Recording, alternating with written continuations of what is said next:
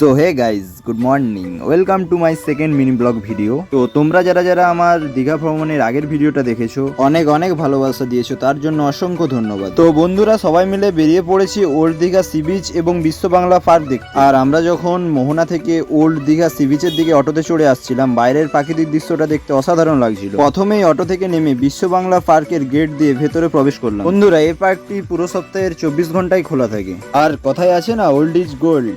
Old দীঘাতে দেখার মতো জিনিস হলো বিশ্ব বাংলা পার্ক। এই পার্কটি অবস্থিত সমুদ্রের একদম পাড়েই, যেখানে দিনের বেলায় সমুদ্রের ঢেউ খেতে পারবেন এবং রাতের বেলায় বিশ্ব বাংলা পার্কের আলোয় বসে সমুদ্রের সুন্দর হাওয়া খেতে খেতে জমিয়ে আড্ডা, সে গার্লফ্রেন্ড বয়ফ্রেন্ড হোক বা ফ্যামিলি ফ্রেন্ড, সবার সাথেই সুন্দর মুহূর্ত উপভোগ করতে পারবে। তো সেই ওল্ড দীঘা সি বিচের প্রাকৃতিক দৃশ্যটা একবার দেখুন বন্ধুরা, অসাধারণ লাগছিল।